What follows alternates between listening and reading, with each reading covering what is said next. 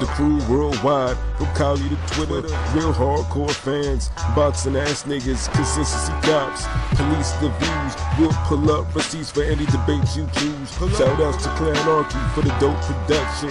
Ring Gang stay with the best discussion. Ring Gang Radio. The most high profile of the three is coming from Showtime, where we have Claressa Shields, the two-time Olympian, and holder of, I believe, 2 of the women's middleweight titles, facing Christina Hammer, who owns the other 2 middleweight titles. So we have a women's middleweight title unification going on. LB, your thoughts on this? Wow, this is pretty much the biggest women's boxing matchup that we've gotten. I almost want to say ever.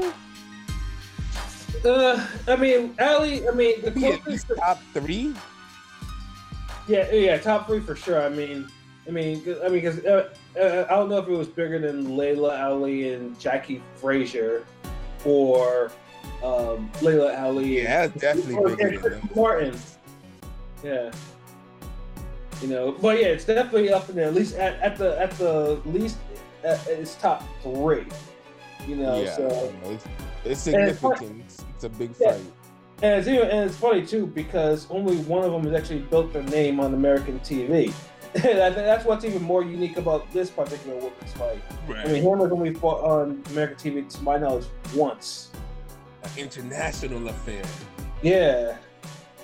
So that's why, it's like, I mean, Hammer is not known to American boxing fans. She has not, like the other fights, obviously, when we mentioned those other fights, obviously Layla Ali and Jackie Frazier, obviously, they're daughters of 2 of the greatest champions that boxing has ever seen. And then we have Christy Martin, who came up organic as she used to fight on the Tyson Don King cards. Everyone knew, if you watched it back in the days, she used to be lining some of them women up. You know what I'm saying? That's how she made her name. And then unfortunately, Ann Wolfe, who's also as great as she was, never got she got Vonda Ward, but after that fight, she didn't really get anyone else because of that Vonda Ward fight. She blacklisted herself by just being so destructive. Yeah, pretty much. And then there's some other fighters up in there. There was Mia St. John up in there, who she was a decent fighter. And then we had you remember Mary Jo Saunders? Oh yeah, definitely. She was good as well, but damn, we never got that big fight from her either. No, I remember, ESPN a lot. And then also we can't forget about Lucia Riker as well. Oh yeah, definitely.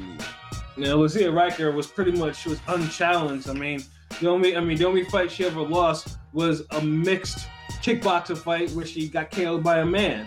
She never got. There was never anything.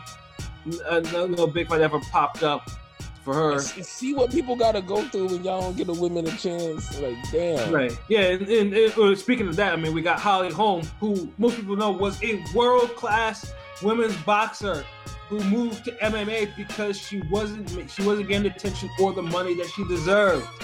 You know what I'm saying?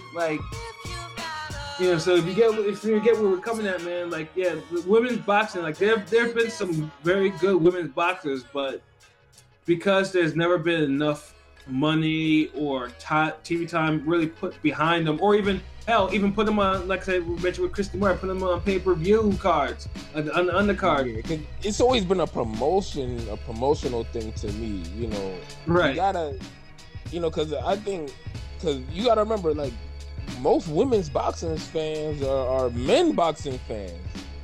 Right, yeah, that's the one thing, yeah. Women don't. So you gotta remember that. So when they do these fights, pair up a good women's fight with a meaningful men's boxing match. But then when you do it, you know what I'm saying? Do it in a way with, do it with fighters, it's a meaningful fight. and promote it like you would promote any other boxing match. Right. But like I said, unfortunately, unless the woman fighter comes pre-packaged with some sort of gimmick, some sort of no angle, one wants to take a chance. Yeah, and then sometimes, and then they fight hard, but then sometimes I know the fights aren't maybe as skillful as the men's boxing, but you have a good amount of skilled women's boxers, so it's not a skill thing. Maybe if the rounds were longer, I know they got the 2-minute rounds, so you don't get to see the knockouts.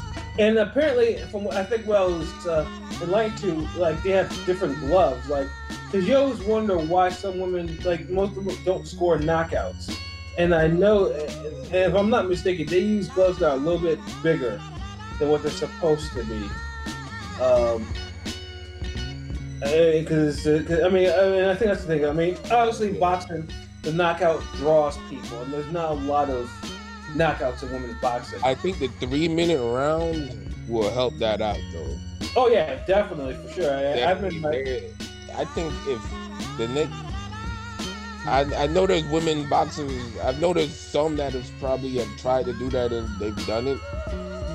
But if a bigger fighter come along and they want to do a 3-minute round, I think that would be great and advertise it as such.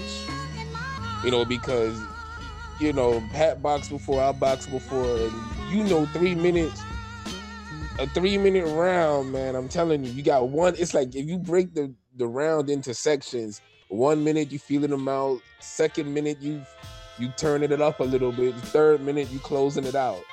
And it's like, if you look at the first 2 minutes, you need that 3rd minute to close it out. I mean, like, a lot of time, some shit don't get going until the last damn 30 seconds of the round. Case in point, the first Pacquiao-Bradley fight, the very first round, it looked like Bradley was winning that shit, and we're looking at him move and box, and we're like, damn, Pacquiao, what's going on? Then Pacquiao just boom, boom, boom. He lands about like 4 hard left punches or whatever that leave Bradley staggering all over the place, and then boom, he wins the round. Mm-hmm. But that shit ain't happen until the last, I think, 20 seconds. So I think that would be a major factor. But we'll see. As it stands now, like you said, we got a good, solid fight between Christina Hammer and Claressa Shields. So who you picking, bro? Who I'm picking? Let's put it this way. I mean, I'll talk about both fighters and what. I mean, like I said, Shields is she's aggressive as all hell. There's no question. Her work rate is pretty good. The one thing about Claressa Shields that I'm just not sold upon yet is her ability to adjust. Make no mistake, she'll just fight harder. But it seems like I don't think, and this is inexperience. I don't think her fight IQ is up there just yet. In terms of like be able to give somebody a second look or whatever, be able to adjust to a second look. And then Hammer herself, Hammer is she has a great jab. Like she's very technically schooled. Her problem is she's one of the people that if you hit her, she gets rattled easily by a couple of clean shots. There was one fight that she was in that I think that she was knocked out or whatever, and for some reason it got turned into a damn DQ or no contest or some shit like that, and that should have been an actual loss for her. So to me, with both fights, for both of them, it'll let me see like who's pretty much whose actual weaknesses will show up and be the actual main factor in this fight. But right now, I would probably go, just to experience wise, I'd probably go with Hammer by decision. I know it's controversial, but Hammer, I do think Hammer is. I mean, Hammer is not a soft touch in that aspect, but I'm looking at Hammer by decision. Wow. Well, what's wow?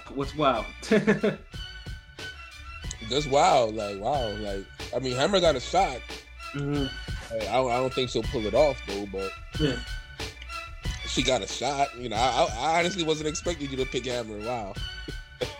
No, I mean, I said it before because Hammer, like Hammer will, to me, will give her a look that I don't think Shields has gotten yet. Gabriel's was close, and Gabriel's actually dropped her. But it was, but I just don't. Because the thing is, though, if I actually think that Hammer could, I mean, Shields could actually hurt Hammer in a way to stop it, I'd be like, hey, Shields could probably knock her out.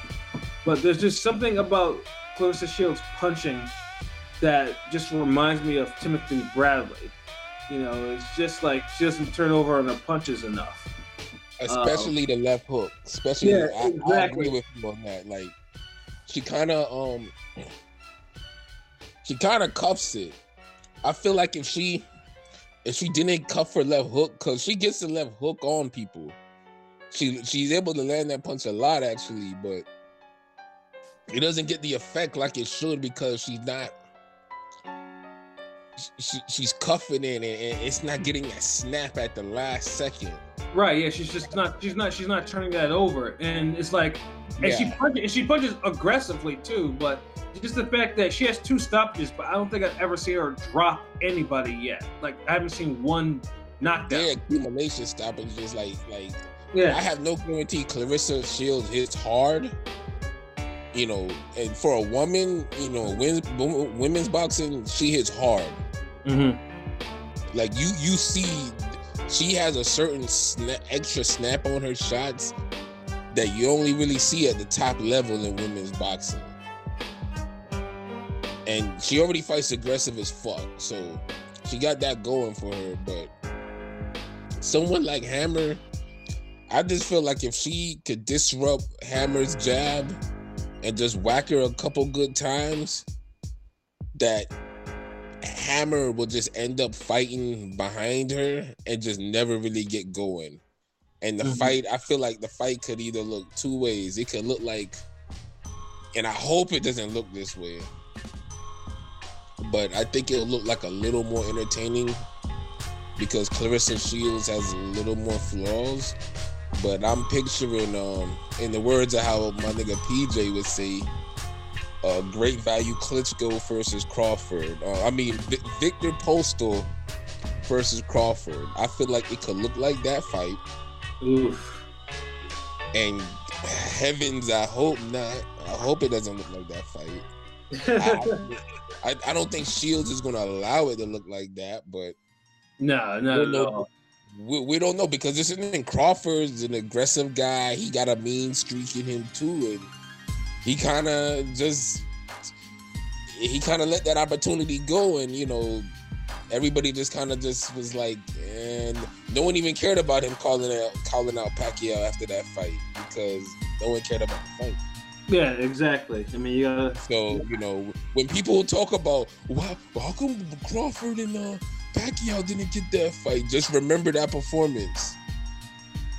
Right. So, but back to Claressa Shields and Hammer, I can see it looking like that, where you know, Hammer's jab makes Claressa Shields a little like second guess her own aggression. Right. And the jab giving her a little bit of problems, but Claressa Shields still getting to the target just through sheer aggression and willpower, and she's gonna be, you know, getting her shots in, and she would just win by activity. In the other scenario, I just think that, you know, Claressa Shields just mugs Hammer, and Hammer just never gets it going, and Claressa Shields just batters her ass around the ring for the whole fight. I can see Claressa Shields winning either of those ways.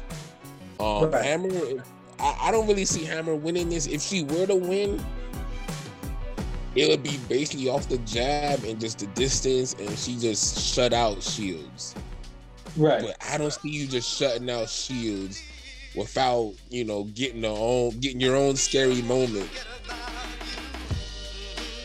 Because it's not like we're seeing, you know, Fury Wilder, you know. Shields is definitely a better boxer than Wilder, but Hammer don't have the agility and the defense that Fury has. Right. But she got some of his boxing ability, definitely. But it's a different type of fight, though, man. But I think the fight will be good. I'm glad it's happening. We've been waiting for it last year. Shit, y'all remember I drew the fucking picture. Right, exactly. So yeah, it's So definitely. So yeah, I mean, this is definitely a fight that, you know, hopefully that fight itself, I mean, that's it. It is entertaining, and you know, if it delivers, it gets the attention it deserves. Yeah. If there was a fight this year that has to be good, is this one. Right, because it has all the because it has, you know, because it has a lot of mainstream attention on it, you know, and it had to do the all access. I mean, they ain't give them 30 minutes like they do the guys, you know, but it's a start. They gave them 2 episodes, you know, they gave them the preview talking, you know, and it's been entertaining. Shit, like, you know, they on YouTube, Showtime, shit, Ring Gang. We reposted them shit, so they out there. They really promoting this fight, you know. Almost kind of wish they stacked the card a little better too, you know. Oh, the undercard fights are, let's just say they're there. You know what I'm saying? But there's not really. I mean, the only notable. I mean, I know all the 4 fighters on there, but the fact that they have Rydell Booker on there, who I have not seen since he fought James Toney. So that lets you know how long ago I've actually watched Rydell Booker fight. Yeah, these niggas. That's what I'm saying. They went searching for these names. They, you know what I'm saying? Like, they picked the phone book out. Like, hold on. Hey, you remember that guy James Toney fought? Like, you remember this guy? Who fought this guy? Like, damn, like, this the best, yo. And this what I'm talking about. Like, I mean, you know, let these women have a main event over a card that's worthy of being main evented. Like, God, right? You know. Like, you know, if stop doing this half-ass shit with the ladies, man. Like, I mean, either you put some, you know, you put some notable fighters on there, or you put some women, or you actually get some final women, you know, for some women fighters. Like, there's an actual title fight. I know there's a women's fight that's actually undercard, but I don't think it's televised. It's not gonna be. It's not one of the televised fights. So it's just like, you know, if you're gonna do is at least shine some light on some of the women out there. You know, I mean, I don't really want to see Rydell Booker facing a damn prospect. You know, yeah, if you're gonna do it right. If you're not gonna showcase any of the women's bout, if you're gonna say, you know what, we're not gonna make it a ladies' night, they're gonna have the biggest spotlight of the night. You know, we're gonna put some guys under there. You know, y'all niggas wanna be, you know, men, women, equal, rah rah rah. Fuck it don't matter. It's boxing. You know, they not equal. You know, but in this event, you know, we trying to make it an equal card. Put on some compelling men's boxing, right? You know, goddamn, like, you know, make it so where the men's fight is so good that the women's main event after it is like, it's like the dessert. Like, you know, it's like, wow, like okay, now we going like these 2 niggas was just the regular, you know, contenders fighting. Championship, women pound for pound, ring belt, all the stars and banners and glitter, all that shit, nigga. Like, come on, man. Presentation, my nigga. Presentation. Exactly. You know, that's something that's been very spotty with Showtime this year. Very, very, very spotty.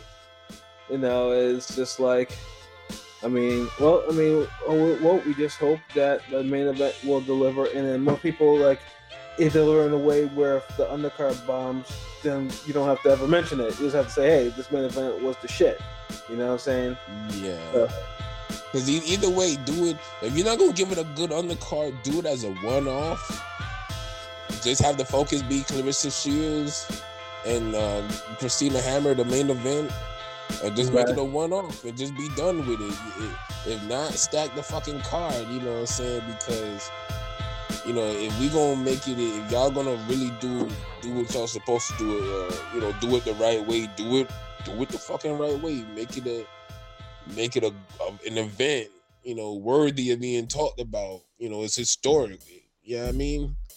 Right. That's all I'm saying. So if everything goes off according to plan, then you get future cards that are bigger, better. Women start getting paid more. You know what I'm saying? Because they also have to. Their end of the bargain is to put on a good fucking fight. Right, exactly. But if they stink it out, then I don't want to hear shit about we don't have a shot. Because I'm gonna tell y'all, like I tell the niggas who be getting these main events and they be running and they be boxing not to lose instead of to win. I'm gonna be like, get your boring ass off my TV. My eyes are equal for everybody. You know what I mean? So. Hey, hopefully, like you said, this shit, goes off real good and we get bigger fights from both of these women or a rematch. Who knows? Shit. Right, exactly. So now, we also have, I'd say this before, we have two other fights. Probably these fights are, obviously, not as high profile as, as the other two, but, they are worth mentioning. I'll start with on the PBC side. PBC on FS1 has a card from Minneapolis where the main event will be former IBF super middleweight champion Caleb Truax facing Peter Quillin in a super eliminator for IBF, which means probably whoever wins this fight will probably face the winner of either Caleb Plant and whoever he's facing next, which is so far. The only thing I've heard about that one is he might be fighting Mike Lee, which if that happens, that's gonna be a future rant right there. I'm gonna tell you straight up and down if that's the case. So yeah, that card is I believe there's 3 fights. Caleb Truax versus Peter Quillin. Now most people, if you heard me talk about Peter Quillin, to put in for lack of a better word, I am not a fan of Peter Quillin. And this is probably stems from during his reign as WBO middleweight champion, and then some of the shit that he pulled, and people used to be like, "Oh, Pat, he was going through some shit." Like, no, he wasn't. Like, he basically he made some stupid moves. He gave up a belt. He tried to go for a belt to avoid a mandatory. Tried to go back for it, and he failed. And then, he got KO'd in one fucking round, by Danny Jacobs. So yeah, the fuckery cipher was complete on that one. And then ever since then, I just, he's had some, some family things going on and whatnot. And then last year, he stunk it out with Jay Leon Love, and he's not a guy. He's not popular with me. Not popular because I view him as wasted. Anybody that matter really. Who talking about Quillin? Like, it almost feel like we're talking about a guy who's not young and whose time has passed. But that's what it is. And the funny thing too, it wasn't like Quillin had all the potential in the world. He had all the potential in the world, man. Yep. And he sent Winky into retirement. Of course, he had the fight with Ndam, which LB does bring up, likes to bring up every now and then, because it's one of those situations is, you have a fight where Quillin drops Ndam 6 times, but wins on cards like 115, 107. That's like, what's the point? That's what if you're gonna win with those scores. What's the point of even dropping a guy? Yeah, you know, obviously, if you 150, 107, and you drop somebody 6 times, you raise an eyebrow at that. Because that means every time they got dropped, they got up and started whooping your ass. Exactly. And you had to drop them to stop them from whooping your ass, and then they would get up and start whooping you. Like the process repeated itself. Yeah, exactly. I mean, and Dom was legendary for that. I mean, he did that shit in the fight with Lemieux too, but he only went down 4 times, and the scores were still close as fuck. So, yeah. I'll tell you. Yeah, it's crazy. And then, of course, the Rosado fight, and then, you know, he gave up his middleweight belt because he didn't want to face Korobov, and then Korobov and Andy Lee fought. Andy Lee knocked out Korobov, and then Quillin was like, "Oh shit, you know, let me try to get this belt back." But instead, he didn't make weight for the fight. Came in a half pound over, and then in the process, and then after that, and then unfortunately, a loss, you know, didn't happen. I mean, because he knocked Lee down twice, and then Lee gave him his first career knockdown, and then fortunately, it was an unfortunate draw, split decision draw at that. So. And then, you know, shortly after he gets KO'd by Danny Jacobs, and, you know, he's out of the picture. So yeah, I mean, at this point right now, he's 35. I mean, he's gonna get a shot at, you know, he's probably one fight away from probably getting a title shot against Caleb Truax. Caleb Truax, however, I have nothing negative against Caleb Truax. Caleb Truax is a hard-working fighter. You know,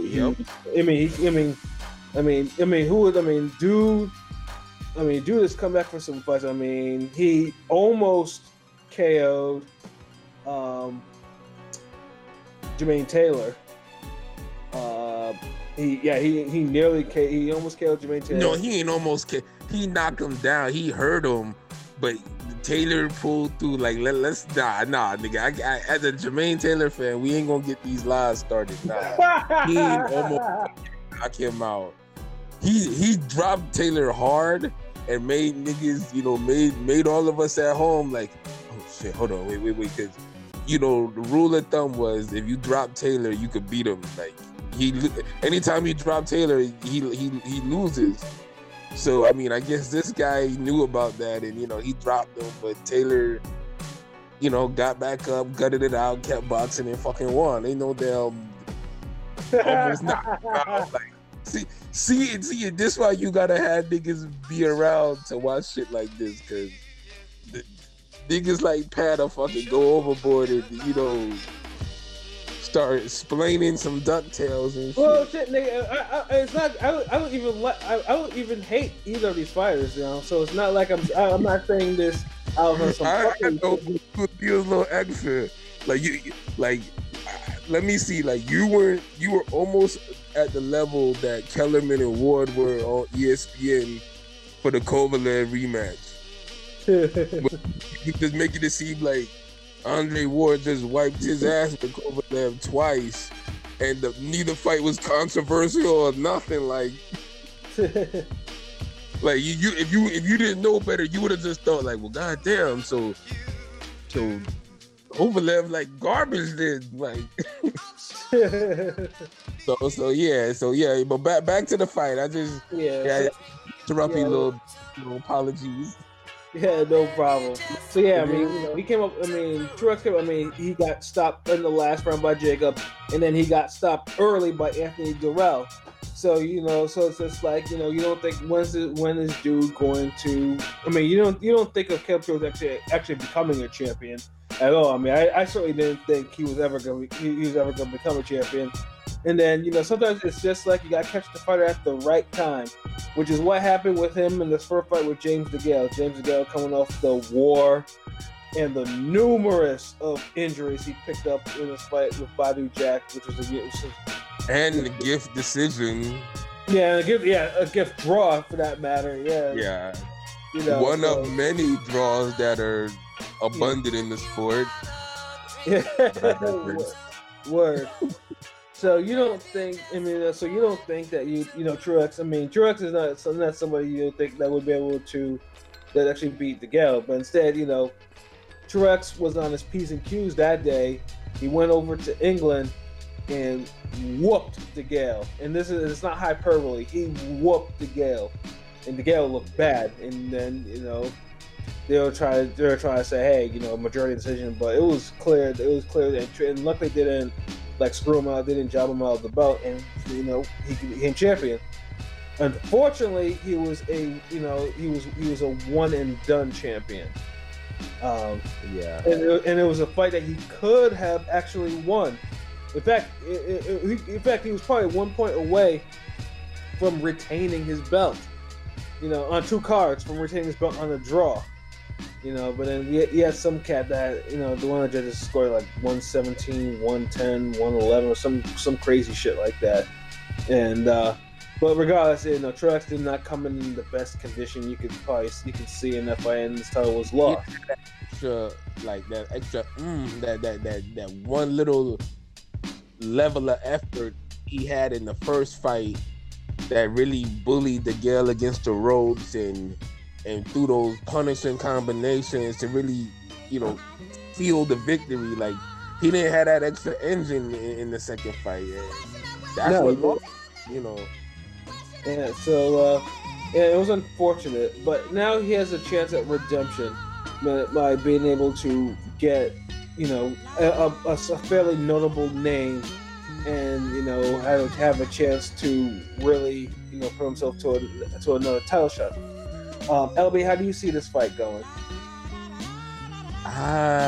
Wow. Truax is gonna try, and he's gonna make it a little fight. He's gonna go for it. I just hope Quillin steps up and take care of business, because I don't think he looked like fucking garbage water against Jalen Love. Yeah. And for the life of me, I can't get that fight out of my head and his performance.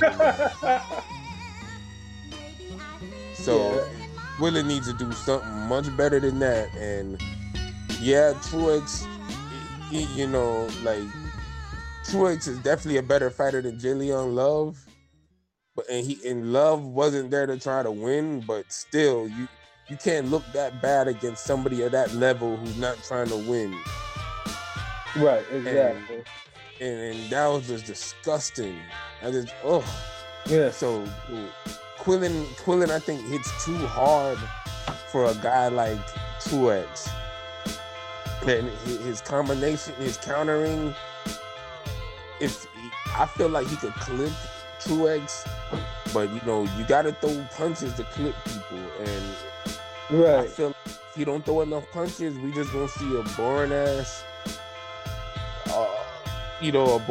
type of here or there type of fight, and it just struggles to get a victory. It struggles to go to the distance, and Quillin gets the decision because he the name. Right, yeah, that's exactly what's good. I agree completely with that. That's exactly how I think it would play out. And you don't want it to be, and you actually want something notable to happen. Like FS1 for this year for PBC has been a godsend, as in pretty much the best fights on PBC have happened on that channel. And they just finished airing Peterson and Lipinets, which is probably the leading candidate for Fight of the Year so far. Which is kind of odd, but hey, slow year. It's a slow year. It's a slow fucking year, bruh. So I mean, I see it exactly the same way you see it. I mean, Truax. I'll be rooting for Truax to, hopefully to make shit hot and maybe even catch Quillin first. But I just hope that. Basically, I just hope we get a fight that's just not struggle filled. And then of course in the co-main event, we got eliminator for, I think it's IBF middleweight. We got Derevianchenko, who's coming off that fight with Danny Jacobs. Where he failed to get the vacant IBF middleweight title, and he'll be facing Jack Coquet, who he was known for taking Boo Boo the distance, but losing his version of the WBO 154 title. That fight may actually be a sleeper. That fight may actually be the sleeper on that card. Hopefully the good sleeper, not the sleeper where you're chilling on your couch, you ate too damn much, and then you fade away to oblivion for a couple hours, like I do sometimes. Damn. I mean that fight itself. I mean that I have no problem with that as a co-mainer. And then I think the opener, I believe, it was Little B-Hop, Chris Colbert or whatever, how we pronounce his name. I think he's the opener. And I mean it's a solid FS1 card, but it's just one of those cards. It's just like it's very random. I mean, personally, this is a card that they should have on a Sunday night, because frankly, one of the things that PBC was getting right is having some of these cards on a Sunday. Because football is not on. I need shit to watch. You know what I'm saying? So, this part should have been done instead of it going against Shields and Hammer. To be honest, that should be one card. Shields and Hammer should have been the main event. Truax and Quillin would have been a great fucking damn co-main event. Yeah, but the thing is, though, it's promotional outlets. I mean, Shields is not signed with PBC, though. So Shields can fight anywhere, if I'm not mistaken. She can go on any platform. I mean, she was on DAZN and HBO and Showtime in 1 year. You know what I'm saying? So that's true. That's true. I mean, obviously, I just wish we got better fucking cards. All these goddamn stretched out jobber fights over the fucking month. Y'all don't give us 2 fucking fights. Yeah, for 2 weekends, y'all don't give us shit. Y'all give us crumbs. And then y'all want to jumble in a whole bunch of fucking fights in the last damn 2 weeks of April. Or 3 weeks. Like, y'all niggas.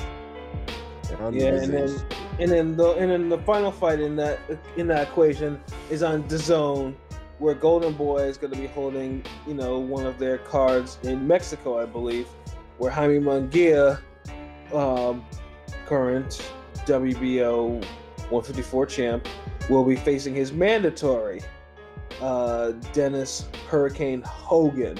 I've never seen him fight before, but he's 28-1-1 with 7 KOs. The 7 KOs, of course, is the one that stood out to me. As in, he's not a hard puncher.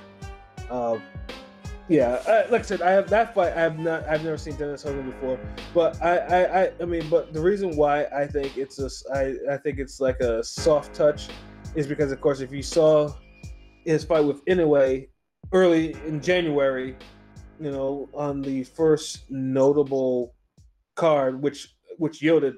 I mean, this fight was a fucking fight of the year candidate, where Munguia and Inoue pretty much beat the living shit out of each other for 12 rounds.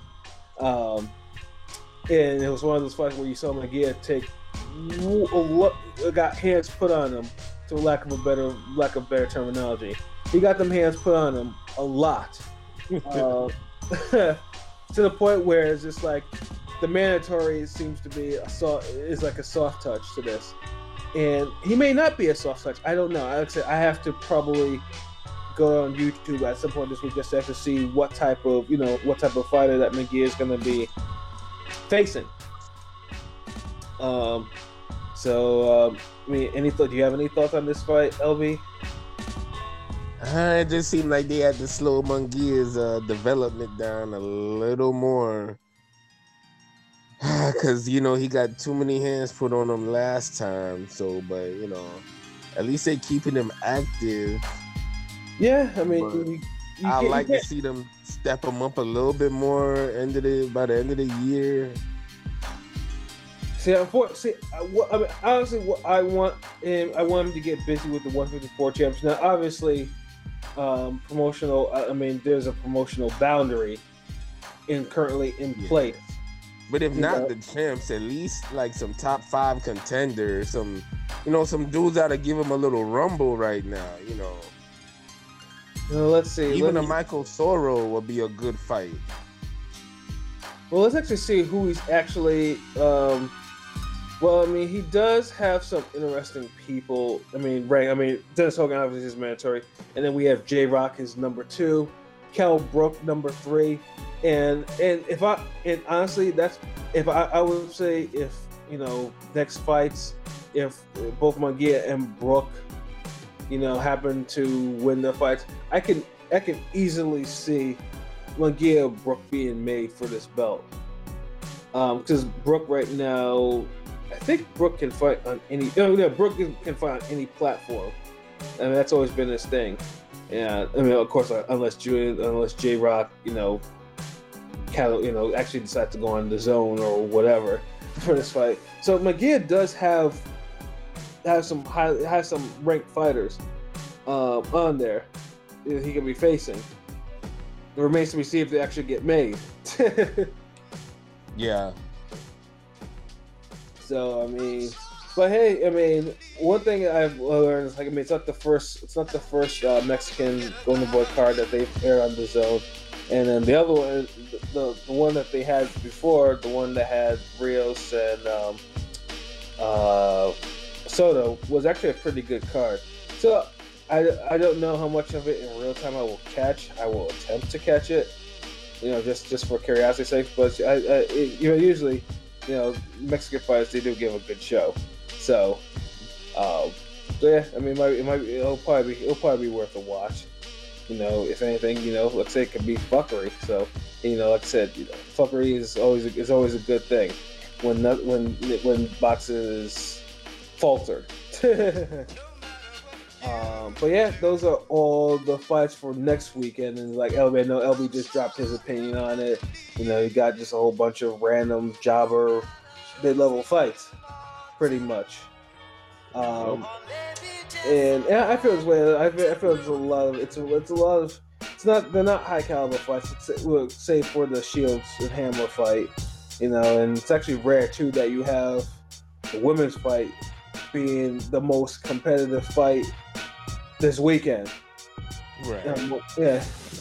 So and so I told LB this, shit changed when that shit happens. Not sexist. It's just being real.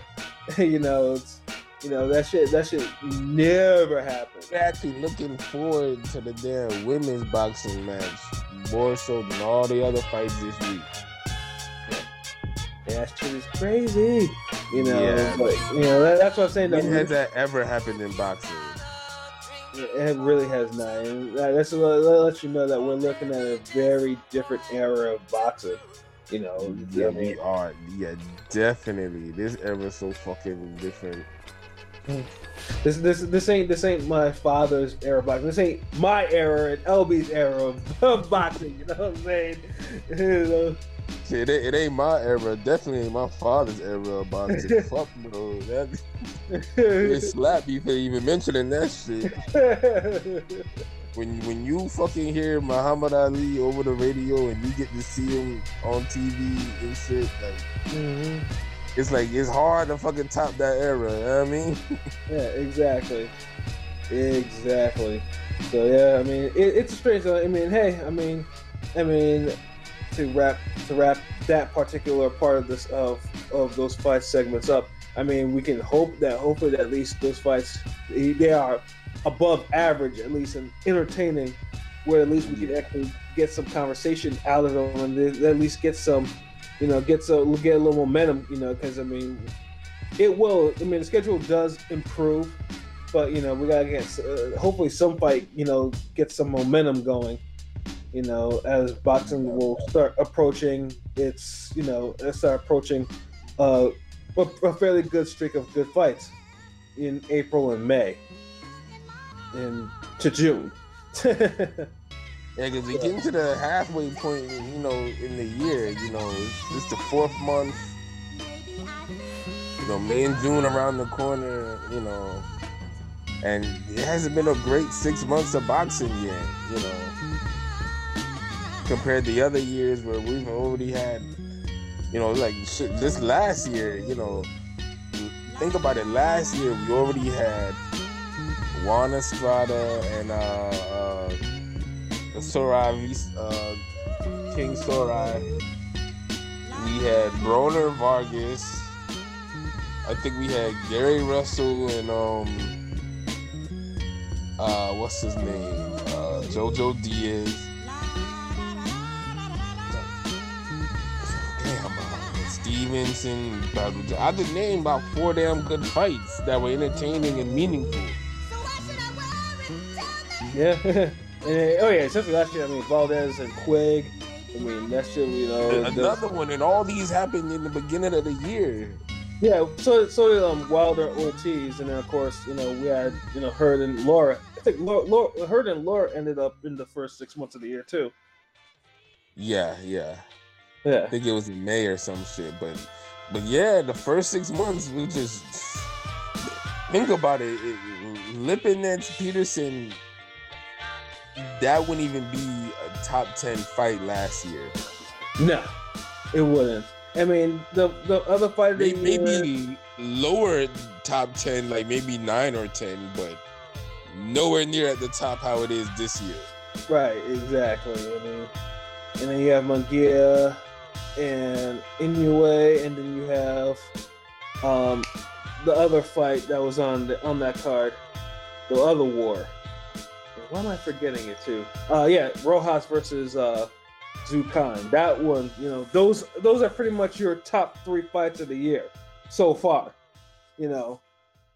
And then you have your, you know, you have good fights. But yeah, I mean, yeah, we need a big fight, a notable fight to step up and be the fight of the year. Just be good. No. Yeah. Be nice to see something come from the welterweight division. Yeah.